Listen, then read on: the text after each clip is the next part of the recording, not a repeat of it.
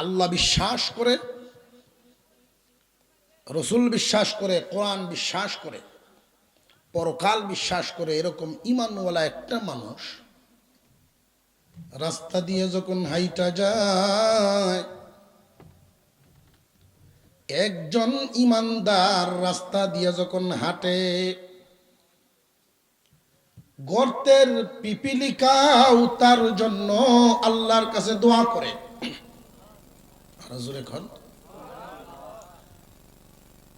এমনকি পানিতে থাকনেওয়ালা পানির মাছও ঈমানদারের জন্য দোয়া করে।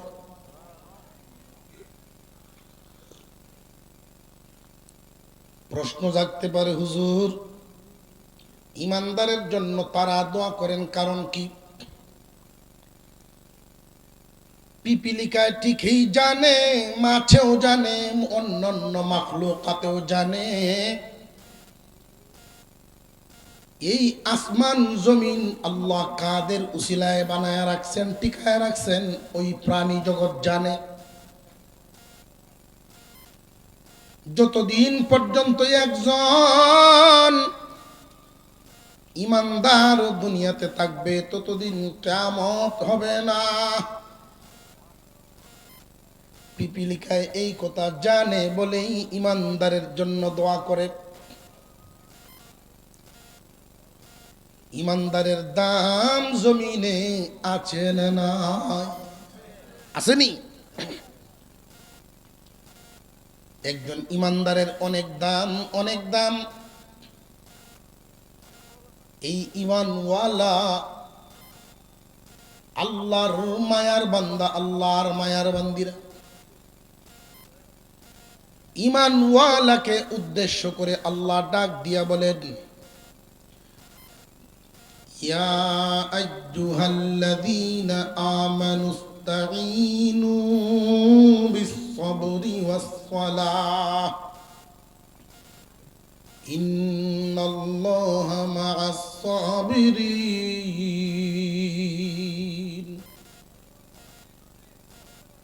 হে ঈমানওয়ালা,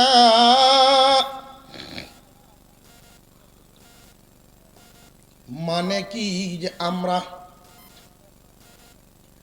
আমরা যারা ঈমানদার কোনো না কোনো সমস্যায় পড়ে আছি। কেউর অন্তরে আকাঙ্ক্ষা হলো, আল্লাহ আমার অভাবটা যদি একটু দূর করে দিতেন, হালাল পথে চলা আমার জন্য সহজ হইত। কারোর মনে যদি আকাঙ্ক্ষা হয় এমন, শরীর ক্লান্ত হয়ে গেছে সংসার টানতে টানতে, যদি আমার একটা ছেলেকে আল্লাহ উত্তম একটা কর্মের ব্যবস্থা করে দিতেন, এমন আকাঙ্ক্ষা। কারোর ঘরে উপযুক্ত ছেলে মেয়ে বড় হয়েছে, মেয়ে ছেলেদের উপযুক্ত বিয়ে শাদীর ব্যবস্থা করে দেওয়ার আকাঙ্ক্ষা। কেউ রোগে পড়ে আছেন, ভুগতেছেন, আল্লাহর কাছে দোয়া করতেছে, আল্লাহ উন্নত চিকিৎসা নেওয়ার মতো ক্ষমতা আমার নাই, বিদেশ যাওয়ার ক্ষমতা নাই, দেশের ভিতরে সহজ ওষুধের মাধ্যমে আল্লাহ ভালো করে দিত।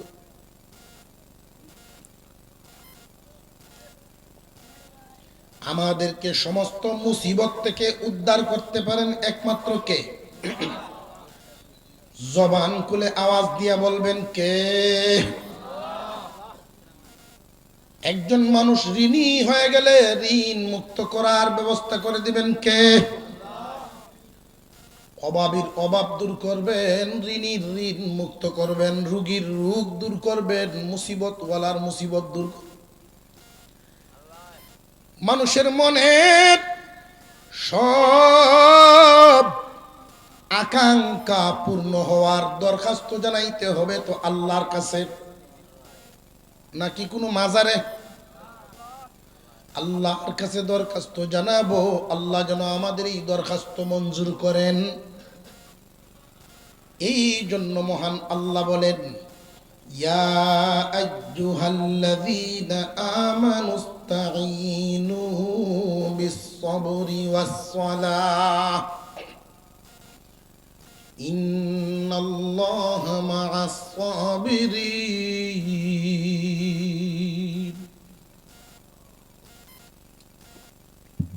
হে ঈমানওয়ালারা, তোমরা সাহায্য কামনা করো, সাহায্য প্রার্থনা করো। ঋণী ঋণ মুক্তি চাও, অভাবী অভাব দূর হওয়া চাও, রোগী রোগ মুক্তি চাও। যার যা দরকার সাহায্য একমাত্র পাওয়ার জায়গা তো আমাদের একটাই, আমাদের প্রত্যেকের সাহায্য পাওয়ার জায়গা একটাই, একমাত্র আল্লাহর দরবার। ঠিক না বেঠিক? আরে আমিন না, আজকে গলা ঠান্ডা বইয়ে রয়েছে, আপনারা তোর গলা ভাঙা না, একটু হুহা কঞ্জে। আমাদের সকল সমস্যা সমাধান করে দিবার মালিক একমাত্র কে? আল্লাহ যে মালিক, আমরার মালিক তো এমন এক মালিক, এই মালিকের এমন কোনো হালত না যে এখন দরখাস্ত জানাইছো 3 মাস পরে দিমনে এখন নাই, এরকম মালিক না। আমরা তো এমন একজন মালিকের উপরে ঈমান আনছি যার অভাব নাই, যার অভাব নাই। কিন্তু এরপরেও আমরা দোয়া করলে পাচ্ছি না কেন? আল্লাহ বলেন, বান্দা আমার কাছে চাও, আল্লাহর কাছে দরখাস্ত জমা দাও, তবে 2টা গুণ সাথে লইয়া লইও।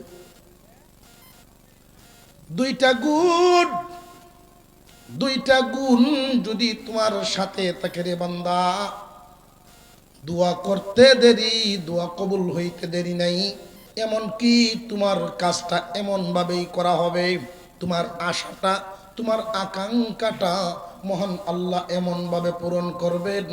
আল্লাহ আয়াতের শেষাংশে বলেন, ইন্নাল্লাহা মা'আস সাবিরিন, সবরকারীর সাথী হয়ে যান আল্লাহ। যেই দরকারের জন্য তুমি দোয়া করছো, ওই দরকার, ওই প্রয়োজনটা এমন ভাবে তোমার মিটাইয়া দেওয়া হবে। বান্দারে, তুমি মনে করবা যে আল্লাহ তোমার সাথে, আল্লাহর রহমত তোমার সাথে থাইকা থাইকা সমাধান হয়ে গেছে। শর্ত হইল 2টা। 1 নাম্বার, আল্লাহ পাক রব্বুল আলামিন বলেন, ইস্তাঈনু বিস-সাবরি। 1 নাম্বার গুণ তোমার মধ্যে থাকতে হবে, সবর নামক গুণ। কি নামক গুণ? খেলা খেলা ঘুমো, হাত তুলেন দি।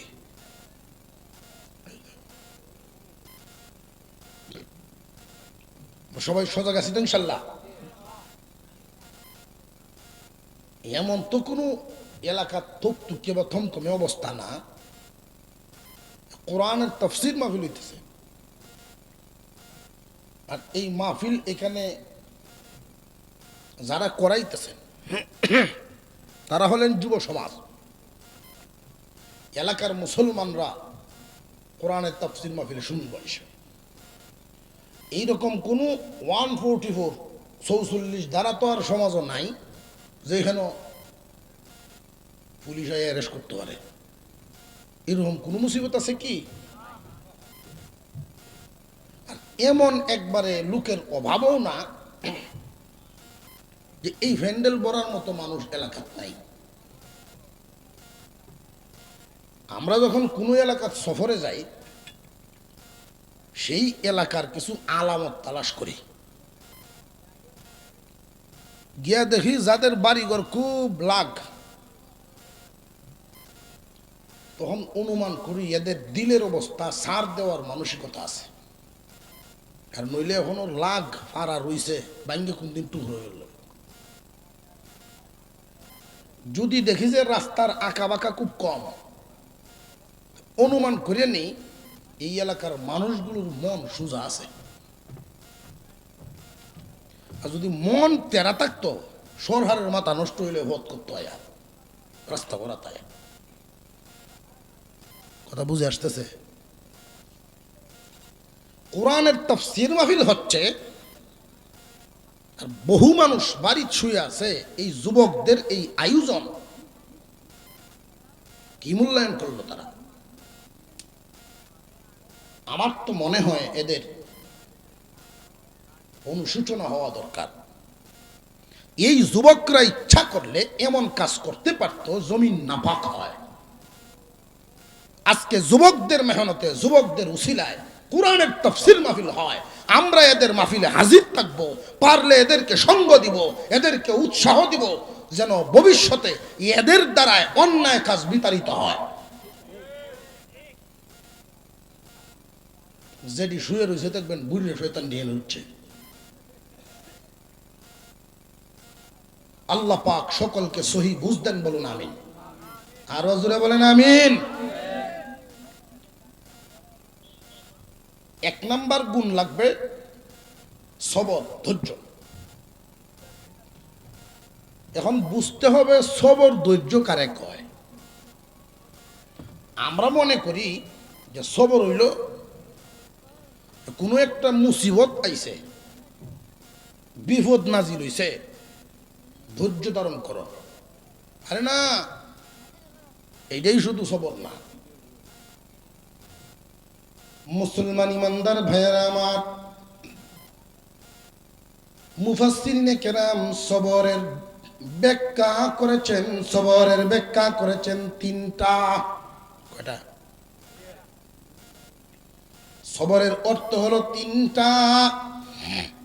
এক নাম্বার, আল্লাহ যা নিষেধ করেছেন এইগুলো সে করবে না।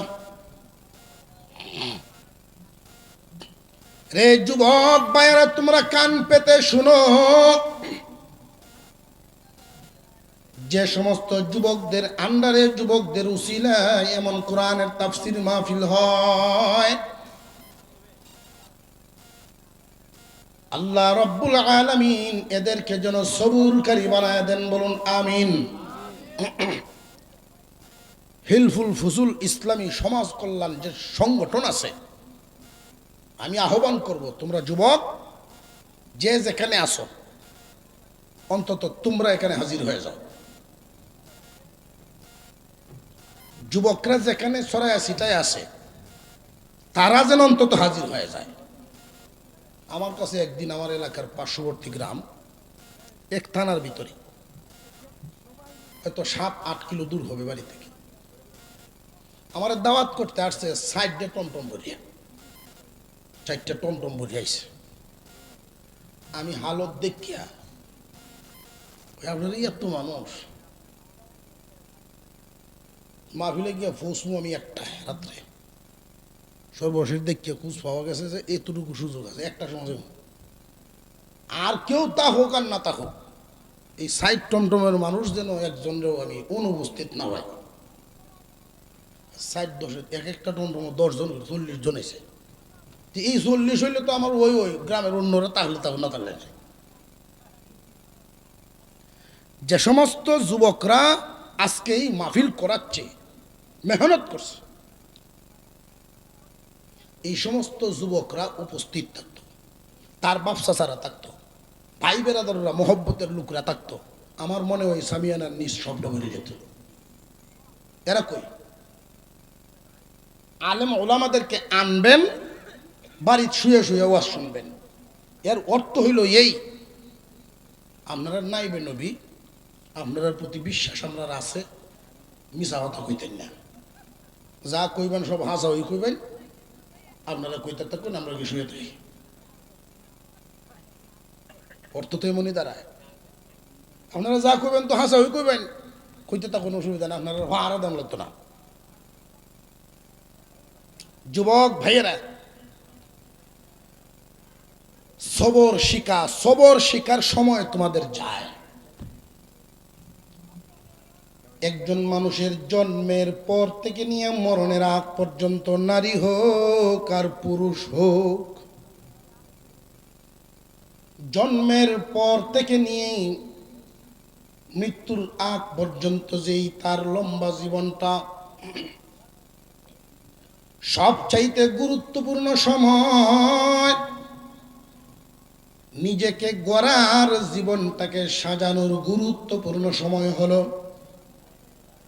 রে যুবক, মনে রাখবার মতো ভাই কথাটা স্মরণ রাখবা, জিন্দিগি গড়ে সাজানোর মতো সময় হলো 10 থেকে 15 থেকে 25, 15 থেকে 25, 15 বছর বয়স থেকে নিয়ে 25 বছর বয়সের আগ পর্যন্ত এই 10টা বছর সময় অত্যন্ত গুরুত্বপূর্ণ। এই 10 বছর সময় যারা কাজে লাগায়, হিসাব নিকাশ করে মিলায়, বেহুদা সময় নষ্ট করে না, কু অভ্যাস নিজের মধ্যে আনে না, কুস্বভাব জাগ্রত করে না, 10টা বছর যদি নিয়ন্ত্রণ করে চালাইতে পারে, বাকি জিন্দিগি সাজানো পরিপাটি হয়ে যাবে, সফল যুবক হবে, সফল জিন্দিগির অধিকারী। কিন্তু এই 10টা বছরেই পার করা তার জন্য কঠিন হবে। 25 থেকে 15, 15 থেকে 25, এই যে সময়টা একজন যুবকের সামনে, শয়তানের সব সময় টার্গেট থাকবে তার চরিত্রটা আগে নষ্ট করা। আল্লাহর দেয়া নিয়ামত যৌবন, যৌবন আসার পরেই তার মধ্যে আল্লাহর পক্ষ থেকে এক ধরনের একটা নূরও আসে। কোন যুবক যুবতী যৌবন আসার পরে যদি তার চরিত্র অন্যায়ভাবে নষ্ট না করে, নূরটা তার মধ্যে থাকে। নূর থাকে কতক্ষণ? সতীত্ব ধরে রাখে যতক্ষণ। খুব মনোযোগের সাথে শুনবা যুবকরা, 15 থেকে 25 অত্যন্ত গুরুত্বপূর্ণ, দামি সম্পদ, দামি সময়। কোন ব্যক্তির সামনে শয়তান এমন ভাবে বিপদে চলা কৌশলে তারা এমন বিপদের সম্মুখীন করবে, বান্দারে যদি তুমি তোমার চরিত্রকে হেফাজত করতে পারো, যৌবন আসার সাথে সাথে যেই নূর তোমার মধ্যে আল্লাহ দান করেছেন, যদিও তোমার চোখে এটা দেখো নাই, মনে অনুভব করবা, মনের ভিতরে প্রশান্তি পাইবা, তুমি চরিত্রবান।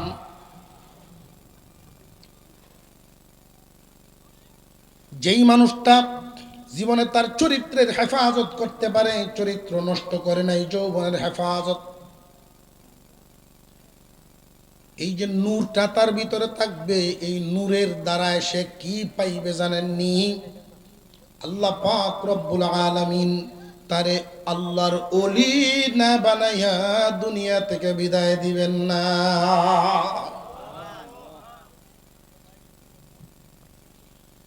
তকদিরে যা আছে তাই হবে, কিন্তু আল্লাহর হুকুম অমান্য করব না।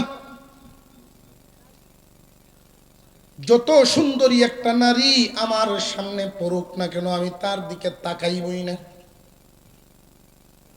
তবে এই যে সবরটা যৌবন আসার পরে এক ধরনের পাগলামি শুরু হয় যুবকদের দ্বারায়, শয়তান যেখানে সেখানে তাদেরকে নিবার চায়। রে যুবক মুসলমান, আমরা তো মনে করি বিপদে ধৈর্য ধারণ করলে মনে হয় সবর কয়। তোমার শয়তানে গুনাহ করাইবার চাইতেছে, এর চাইতে তোমার বিপদ আর কি হইতে পারে?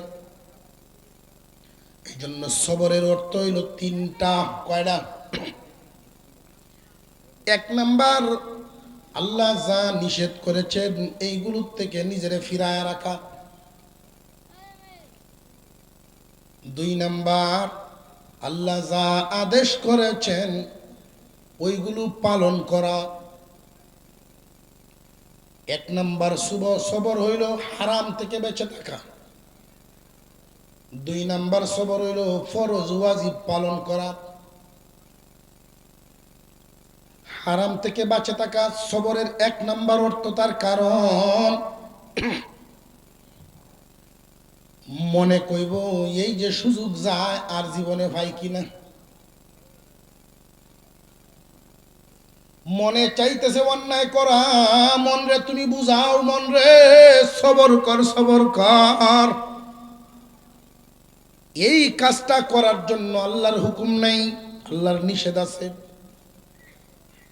মন রে যদিও তোর মনে চায় রে, তুই চাইলেও আমি তোরে দিব না, আল্লাহর হুকুম নাই। মন রে আপনি ধৈর্য ধরাইলেন, সবর করাইলেন। লক্ষ্য করে দেখবেন যত নিষিদ্ধ কাজ আছে, সমস্ত নিষিদ্ধ কাজের জন্য আমার আপনার মন পাগল। ঠিক না বেঠিক? মন, আমাদের যে মনটা অন্যায় কাজের দিকে বেশি দাবিত, হালালের দিকে নজর কম দিব। উদাহরণস্বরূপ আপন বিবির দিকে যেই নজরে তাকায়, যেইভাবে তাকাইব, ভিন্ন দিকে বিবির সাথে বাসা যে পরিমাণ মন রং রসকতা লাগাইয়া কইব, দোকানে যদি কোনো কাস্টমার মহিলাই রং রস আরো বেশি লাগাইয়া কইব, আছে না নেই? অর্থাৎ আমাদের মনটা হারামের দিকে দাবিত বেশি, নিষেধ যেগুলো ওইগুলোর জন্য পাগল বেশি। ওয়াজ হুনার চাইতে গান হুনা ভাল লাগে, এটা হলো মন, হের লাগিন পাগল। নিজের বিবির চাইতে পর নারীরা দেখতে বড় ভালো লাগে, আকর্ষণ লাগে, এটা হলো মনের রোগ। সবরের এক নাম্বার অর্থ হলো আল্লাহ নিষেধ করেছেন যেইগুলো,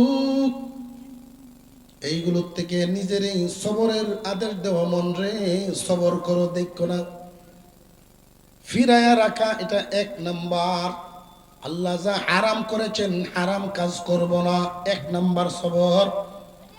আল্লাহ যা ফরজ ওয়াজিব আদেশ করেছেন, এগুলো একটাও ছাড়বো না। যদিও মনে চায় শীতকালে ফজরের আজান শুনছো তো কি হয়েছে, ঘুমায়া থাকো, আরাম ছাড়ো না। মনে কইব ঘুমায়া থাকো, আপনার বুঝাইতে হবে মন রে, মন রে বুঝ, 10 মিনিটের আরাম বাদ দে, জাহান্নামের আগুন থেকে বাঁচতে যা। হারাম কাজ করবে না, ফরজ ওয়াজিব ছাড়বে না, দুইটা গেল। 3 নাম্বার হলো সবরের 3 নাম্বার অর্থ হইল আল্লাহ রব্বুল আলামিন তখন তারে পরীক্ষা করার জন্য মাঝে মাঝে মুসিবতে ফেলবেন, কখনো রুগী বানাইবেন, কখনো অর্থের ক্ষতি করবেন, জানমালের ক্ষতি করাইয়া পরীক্ষা করবেন বান্দা কি আল্লাহমুখী থাকে কিনা, আল্লাহর প্রতি খুশি থাকে কিনা। যদি বান্দা সত্যি যে না আল্লাহর মহব্বত তার ভিতরে আছে, তখন মহান আল্লাহর পক্ষ থেকে তারে পুরস্কৃত করা হয়। সবরকারীদের 3টা অর্থ: 1 নাম্বার হারাম কাজ করে না, ফরজ ওয়াজিব ছাড়ে না, 3 নাম্বার মুসিবতে পড়লে আল্লাহ বলে না, ধৈর্য হারা হয় না। আল্লাহর কাছে দোয়া করার যেই শর্ত, আল্লাহর সাহায্য পাওয়ার জন্য, আল্লাহর সাহায্য ছাড়া দুনিয়াতে আমরা কি সফল হব না পুরাপুরি বিফল? ঘুমাই গেছি আবার। আল্লাহর সাহায্য ছাড়া আমরা কি সফল না বিফল? সফল যদি হওয়া লাগে আল্লাহর সাহায্য আনা লাগে। আল্লাহ বলেন, বান্দা বান্দি, হে ইমানদারেরা, আল্লাহর সাহায্য কামনা করো 2টা গুণের মাধ্যমে। 1 নাম্বার সবরকারী হইয়া, যদি সবরকারী হইয়া নামাজি এই 2টা গুণ সাথে নিয়ে দোয়া করো, আমি আল্লাহ তোমার দোয়া কবুল করে এমন ভাবে তোমাকে বদলা দিব যেন আমি আল্লাহকে তোমার সাথেই পাইবা। 15 থেকে 25 যে বয়সটা, যুবকরা, এই বয়সে শয়তানে এমন পরিস্থিতির শিকারও করবেন। একটা হালত হইল যে যুবক তার চরিত্র নষ্ট করার জন্য চেষ্টা করতেছে তার কাঙ্ক্ষিত লক্ষ্যে যাইতে, বুঝতেছেন না? আর আরেকটা হইল চেষ্টা করে না, সামনে পড়ছে। আরেকটা হইলো নিজেরে বাঁচায় রাখার চেষ্টা করে, অন্যায় তারে দৌড়ায়। কথাটা বুঝতে পারছেন আপনারা? একটা হইলো নিজে অন্যায় খুঁজে ফিরে, পছন্দের মানুষ খুঁজে। আরেকটা হইলো খুঁজে না, সামনে পড়ে। আরেকটা হইলো পছন্দের মানুষে সুন্দর কাঙ্ক্ষিত বস্তুটায় তারে আয়া খুঁজে, তার উপরে আয়া পড়ে। সবটির অবস্থা কি সমান? এক এক রকম। সর্বহালতে যদি দেখা যায় এত খুঁজেই না, সামনে পড়ছে অথবা অন্যায় আয়া তার উপরে পড়তেছে, এমত অবস্থায় যদি নিজেকে নিয়ন্ত্রণ করে, আল্লাহ তাকে পুরস্কারটা দুনিয়াতেও দেন, আখিরাতেও দেন।